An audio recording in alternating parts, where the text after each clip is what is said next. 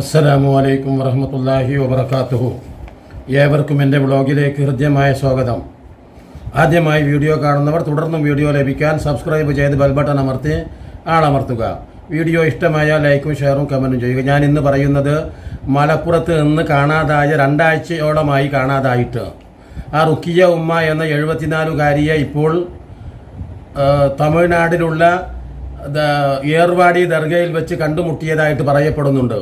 ഇതൊരു വ്യക്തിയുടെ യഥാർത്ഥത്തിലുള്ള അഭിപ്രായമാണ്. എന്ന് പറഞ്ഞാൽ ആ ഉമ്മയോട് സംസാരിച്ചു, ആ ഉമ്മയുടെ വാക്കുവിവരണങ്ങൾ കേട്ടപ്പോൾ, ആ ഉമ്മയുടെ മറ്റു കാര്യങ്ങളൊക്കെ അന്വേഷിച്ചപ്പോഴൊക്കെ തന്നെ മലപ്പുറത്ത് നിന്ന് കാണാതായ ഉമ്മയാണ് എന്ന് ഇയാൾക്ക് ബോധ്യമായി എന്നാണ് പറയുന്നത്. അതിനെ തുടർന്ന് അദ്ദേഹം എല്ലാ വിവരങ്ങളും പങ്കുവെച്ചുകൊണ്ട് തന്നെ അദ്ദേഹം ഒരു വീഡിയോ ചെയ്തിട്ടുണ്ട്. ഈ തരത്തിൽ ദർഗയിൽ വെച്ച് ഈ ഉമ്മയെ കണ്ടിട്ടുണ്ട് എന്ന കാരണത്താൽ സ്വാഭാവികമായിട്ടും എന്തു കാരണത്താലാണ് നിങ്ങൾ ഈ ദർഗയിൽ എത്തിയത് എന്നും എന്തു കാരണത്താലാണ് ഇവിടെ വന്നതെന്നും ഒന്നും ചോദിച്ചറിയേണ്ട ഒരവസ്ഥ ഈ ആൾക്കുണ്ടായില്ല. കാരണം സ്വതസിദ്ധമായും സ്വാഭാവികമായിട്ടും ഇത്തരത്തിലുള്ള ദർഗകളിൽ ആളുകൾ എത്താറുണ്ട്, ആശ്രമങ്ങളിൽ എത്താറുണ്ട്, ക്ഷേത്രങ്ങളിൽ എത്താറുണ്ട്. അപ്പോൾ അതൊന്നും പ്രത്യേകിച്ച് രീതിയിൽ അന്വേഷണ വിധേയമാക്കേണ്ട ആവശ്യമില്ല എന്ന് അവിടെ വന്ന ഒരു സന്ദർശകന് തോന്നിയതാണ്. അത് സ്വാഭാവികം മാത്രമാണ്. അവിടെ ഉള്ള ഒരാൾ, അവിടെയും സന്ദർശിക്കാൻ വന്ന ഒരാൾ ഈ റുക്കിയ ഉമ്മയുമായിട്ട് സംസാരിച്ചു. കൂനി നടക്കുന്ന ആ ഉമ്മയെക്കുറിച്ച്, ആ ഉമ്മയുടെ വസ്ത്രധാരണം എല്ലാം അയാൾ ഒപ്പിയെടുത്തിട്ടുണ്ട് സ്വാഭാവികമായിട്ടും. അതുകൊണ്ട് തന്നെ അയാളെ സംശയിക്കേണ്ടതൊന്നുമില്ല. സത്യത്തിൽ കുടുംബങ്ങളിൽ നിന്ന് കൊണ്ടാക്കുന്നവർ, അല്ലെങ്കിൽ കുടുംബത്തിൽ നിന്ന് പ്രശ്നമുണ്ടായിട്ടെത്തുന്നവർ, ഇങ്ങനെയൊക്കെ ഇത്തരത്തിലുള്ള ദർഗകളിൽ എത്തിച്ചേരാറുണ്ട്. അതുകൊണ്ടാണ് അദ്ദേഹം അത് കൂടുതലായിട്ട് അന്വേഷിക്കാതിരുന്നത്. മാത്രമല്ല, ചിലപ്പോൾ വീടിനകത്തെ ചില പ്രശ്നങ്ങൾ ചില സ്ത്രീകൾക്ക്, മാത്രമല്ല നമ്മൾ ഈ പറയുന്നുണ്ടല്ലോ 60ഉം 70ഉം ഒക്കെ കഴിഞ്ഞിട്ടുള്ള ചില ഉമ്മമാർക്ക്, ഉപ്പമാർക്ക് ആ വീടിനകത്ത് നടക്കുന്ന ആ മരുമകളുടെ പോര്, അല്ലെങ്കിൽ മകൻ്റെ വെറുപ്പിക്കൽ പരിപാടി, ഇതൊക്കെ ചിലർക്ക് ഇഷ്ടപ്പെടാതിരിക്കും.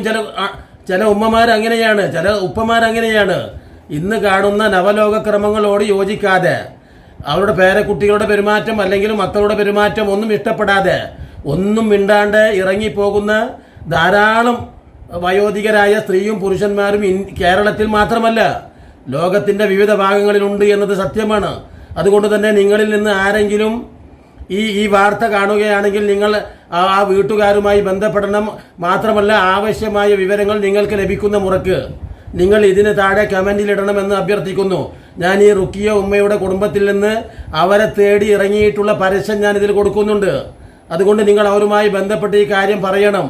അതാണ്. മാത്രമല്ല, ഇത് ഇങ്ങനെ ഉണ്ടാകുമോ, എന്താണ് കാരണം? തീർച്ചയായിട്ടും ഉമ്മാക്ക് അങ്ങനെ സംഭവിക്കാം. അള്ളാഹുവിൻ്റെ റസൂലിൻ്റെ കാലത്ത് അൽക്കമ എന്ന് പേരായ ഒരു സഹാബിയുടെ കഥ പറയുന്നുണ്ട്.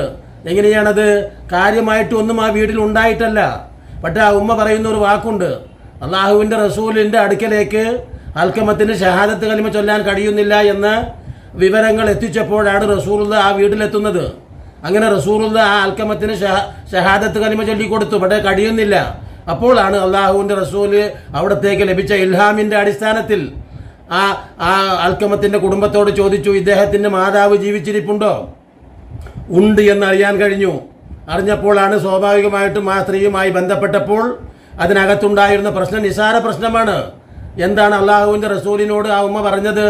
അള്ളാഹുവിൻ്റെ റസൂലെ, ഞങ്ങൾ സന്തുഷ്ടമായി ജീവിക്കുകയായിരുന്നു. അപ്പോഴാണ് എല്ലാ കാര്യത്തിലും എൻ്റെ മകൻ എന്നെയാണ് പരിഗണിച്ചിരുന്നത്. അങ്ങനെ ഇരിക്കെയാണ് ഒരു ദിവസം 2 തുണി കൊണ്ടുവന്നു അവൻ. അത് അവൻ്റെ ഭാര്യയുടെ കയ്യിലാണ് കൊടുത്തത്. അതുകൊണ്ട് തന്നെ ഞാൻ അന്നേ ദിവസം തന്നെ ആ വീട് വിട്ട് ഇറങ്ങിപ്പോയി. എനിക്ക് സഹിക്കാൻ കഴിഞ്ഞില്ല. ആലോചിച്ച് നോക്ക്. അപ്പോൾ ആ കഥ ഒക്കെ നമ്മുടെ മദ്രസാ പാഠങ്ങളിൽ പഠിപ്പിക്കൊണ്ട് ഗുണപാഠ കഥകളായിട്ട് പഠിപ്പിക്കുന്നുണ്ട്. അതാണ് ഞാൻ പറഞ്ഞത്.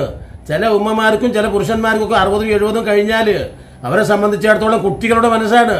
അപ്പോൾ അതുകൊണ്ട് ആ മനസ്സിനെ ക്രമീകരിച്ചുകൊണ്ട് അവരോട് അള്ളാഹുവിൻ്റെ വിശുദ്ധ ഖുർആൻ പറയുന്ന വാക്കുണ്ട്, വലാ തകുല്ലഹുമാ ഉഫ്ഫിൻ വലാ തൻഹർഹുമാ വകുല്ലഹുമാ ഖൗലൻ കരീമാ.